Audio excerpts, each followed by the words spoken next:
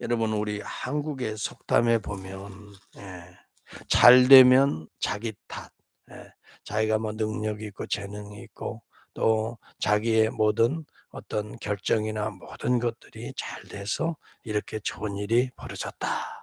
안 되거나 못 되면 조상 탓이라는 말이 있어요. 예. 그래서 하여튼 핑계 대는 걸 좋아하는 인간의 속성이고, 또 하나는 인제 그 인과의 어떤 응보라고 할까요? 그런 불교적 사상들이 믹스됐던 것 같아요.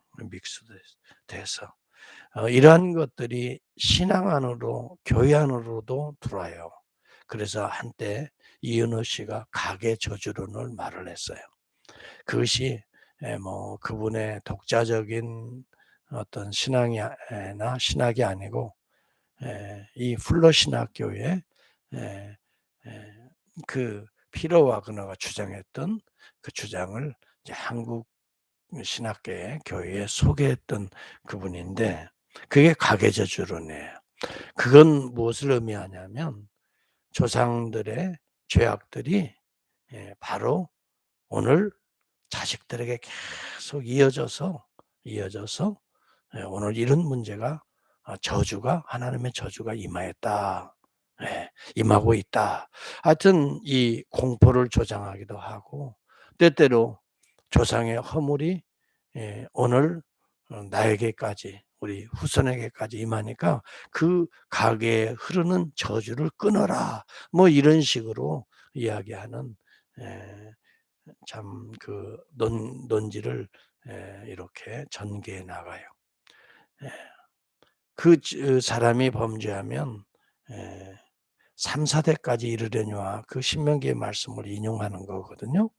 그리고 하나님의 은혜는 1000대에 이른다. 근데 하나님의 은혜 1000대에 이른다는 말은 강조하지 않고 3-4 대에 이르려니와, 이래서 가계저주론을 이야기하는 근거로 삼, 그것은 그 메시지, 그 히브리어 용법을 오해해서 나오는, 하나님의 은혜가 크다는, 여러분 물론 그렇죠. 우리 부모들 조상들의 영향을 받기는 받지만 모든 우리의 결정 행위들을 조상의 탓으로 돌려서는 안 되지요. 그런 외부의 영향을 받는다 하더라도 그 행실을 결정하고 그 죄악의 길을 가면은 부모의 죄가 아니라 그 사람의 죄악이라 이 말이에요. 오늘 여기 말씀하는 게 바로 그 점이에요. 영향은 받을 수 있죠. 선한 사람은 선한 영향을 받고 좋은 사람을 주변에 두면 좋은 영향을 받는 건 사실이지만 그 사람의 행위에 대해서는 그 사람이 궁극적으로 책임진다는 거예요. 그래서 여기 예 우리 하나님께서 분명하게 그 점을 이야기하고 있어요. 예. 범죄한 그 영혼은 그 개체가 책임을 진다 이 말이죠. 예. 조상의 영향 때문에 무슨 뭐 영향 때문에 '내가 이 일을 했어.'라고 말한다고 그래서 그 죄악이 조상에게 가는 게 아니에요. 예. 하나님은 그 사람에게 그 행위의 대가를 하나님께서 묻고 있는 거예요. 또 그 대가를 그가 짊어져야 된다는 걸 지금 오늘 말씀해 주고 있는 거예요. 우리가 부모로부터 선한 영향을 받아서 선한 일을 하고 율법을 잘 지키고 하나님의 의를 행하게 되면 물론 조상들에게 감사해야 되겠죠. 그러나 그것 때문에 조상들이 덕을 보는 건 아니에요. 상급이 그들에게 가는 것도 아니에요. 모든 개체는 죄악을 행해도 죄의 형벌을 그 개체가 받는 거고, 선을 행하여 의를 행하여 하나님에게 칭찬받는 것도 그 개체가 받는 거예요. 여러분 여기 본문에 보면 9 절에 "내 율례를 따르며 내 규례를 지켜 진실하게 행할진대 그는 의인이니 반드시 살리라." 주 여호와의 말씀. 부모가 아무리 악을 행해도 본인이 정말 하나님이 말씀하시는 율례와 규례를 잘 따라서 신앙생활 잘하고 예수 잘 믿으면 그 사람은 살리라 영생을 얻게 될 것을 말해 주고 있는 거예요. 그 사람의 의의가 아니라 믿음으로 말미암는 의입니다. 예수 그리스도를 받아들이고 하나님의 말씀을 우리가 잘 순종하고 나아가는 그 믿음의 의로운 삶은 하나님의 영생의 길로 인도하게 되는 거죠. 부모가 아무리 악해도 우리는 성령의 은혜로 선한 행실로 믿음의 길로 주님의 길로 그다음에 영생의 길로 갈 수 있는 자가 있고, 부모가 아무리 선해도 악한 길로 가는 자들은 또 악한 길로 갈 수 있는 자들은 또 있는 거예요. 다 개체, 그 사람의 행위는 그 사람에게 대한 개체의 영향을, 그 결과를, 책임을 오게 될 것이라는 거죠. 여기 13절에도 보면 반드시 죽을지라 그 사람의 자기의 피가 자기에게로 돌아가리라라고 말합니다. 네. 자기의 행위의 결과를 자기가 책임지고 가야 돼. 누구의 탓으로 돌리고, 여러분, 내 아버지가 신포도를 먹었으므로 그의 아들이 이가 시다. 예. 여러분, 직접적인 그런 영향은 없는 거예요. 물론 아버지의 유전자가 아들에게, 자녀들에게 이렇게 유전이 되는 부분도 있겠지요. 그러나 여기 본문에 신포도를 먹었으면 유전입니까? 이게 그 사람의 행위입니까? 행위를 말하는 거예요. 신포도주 먹었다 그러니까 아들이 이빨이 씌어요? 이건 별개잖아요. 왜? 신포도주는 아버지가 먹었는데. 예. 포도주를 아버지가 마셨으면 아버지가 취해야지 마시는 걸 본 아들이 취합니까? 그렇지는 않잖아요. 중요한 것은 개체의 책임 의식을 가지라는 거예요. 자, 그런데 하나님의 본심이 여기 등장합니다. 그러한 자들도 악한 영향 가운데 있었던 이스라엘 민족 우상 숭배, 조상 탓하지 말고 지금이라도 어떻게 돌아오라는 거예요. 지금 이 메시지 듣고 돌아오라는 거예요.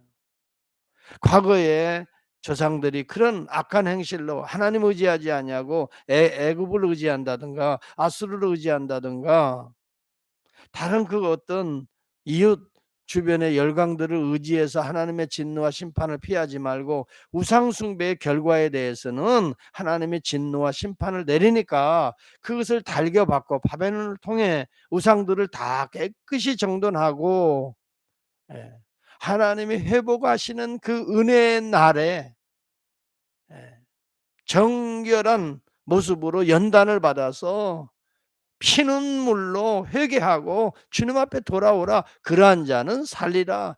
누구 탓하고 뭐 하지 말고. 예. 우리 조상 때부터 이렇게 우상 숭배했으니 그 결과가 나에게 왔으니 하나님 뭐, 예, 조상의 탓이지 내 탓 아니지 않습니까? 라고 말하지 말고, 아버지가 신포도를 드셔서 오늘 내 이빨이 신 것이 아니다는 거예요. 네가 따라갔다는 거예요. 여러분, 주변에 많은 사람들이, 에, 악한 자들이 자꾸 시험에 빠뜨리게, 그러면 그 사람이 시험에 빠지면 그 사람의 잘못, 물론 그 사람은 시험을 준 것에 대한 심판을 하나님께 받을 거예요. 그러나 그것을 따라간 자의 책임은 그 사람에게 있는 거예요. 그렇지 않나요?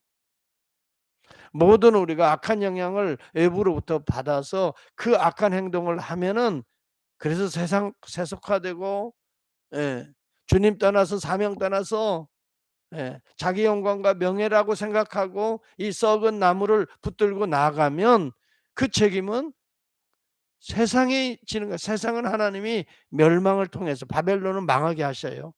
진노와 심판이 반드시 세상을 해서, 그러나 그걸 따라간 그에게도 책임을 묻게 되는 거죠.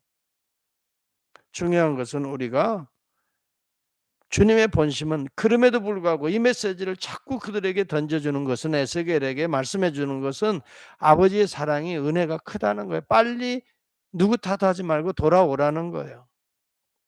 예. 여기 본문에도 보면 여호와의 말씀이니라 23절에 보세요. 내가 어찌 악인이 죽는 것을 조금인들 기뻐하랴. 그가 돌이켜 그 길에서 떠나 사는 것을 어찌 기뻐하지 아니하겠느냐. 이것이 하나님의 본심이에요. 악은 하나님에게서 온 것이 아니에요. 사단에게서 온 거예요.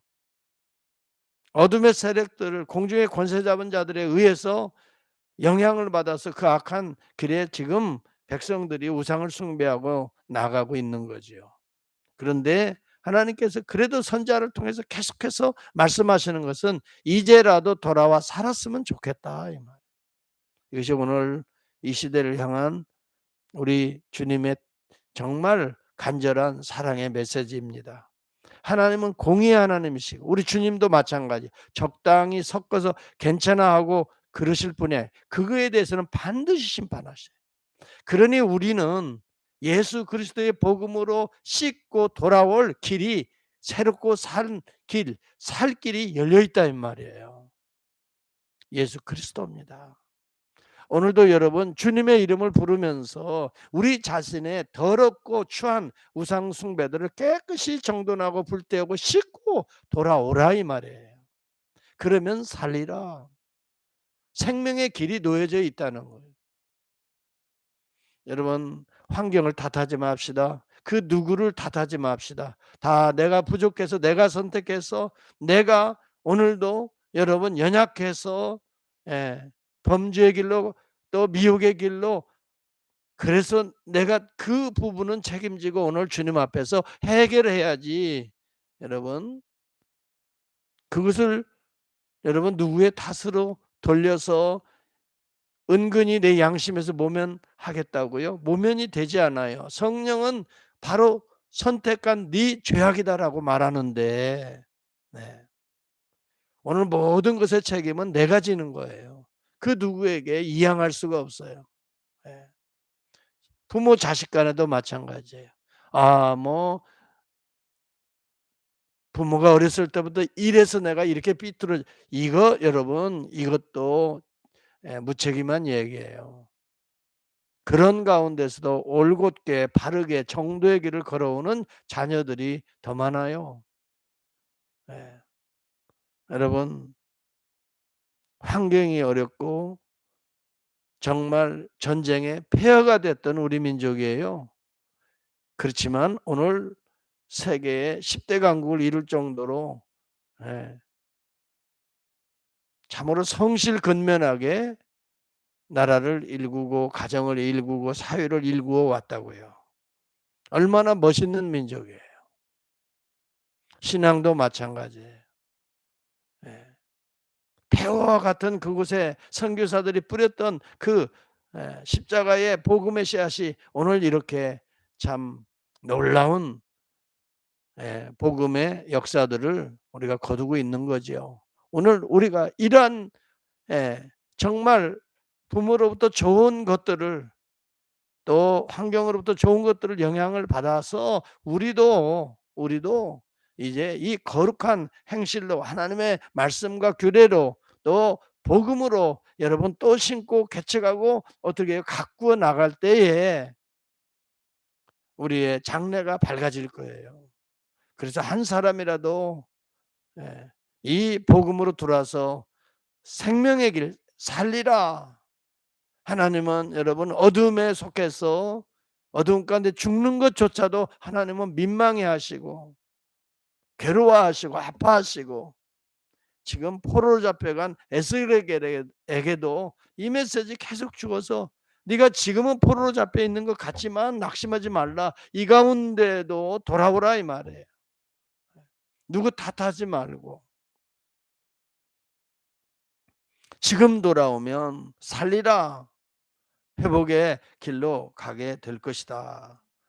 여러분 하나님의 본심을 오늘도 우리를 향하신 하나님의 이 본심을 우리가 잘 기억하고 곁길 가지 마시고 오늘도 주님이 원하시고 주님이 기뻐하시는 정도의 길 하나님이 정말 영광 받으시는 사랑하고 또 이웃들에게 덕을 쌓고 선을 베풀고 할 수 있는 대로 하나님 사랑하고 이웃 사랑하고 이 진리의 길 생명의 길 교회 사랑하고 말씀 사랑하고 나아가는 신실한 저와 여러분 될 수 있기를 바랍니다. 기도하겠습니다.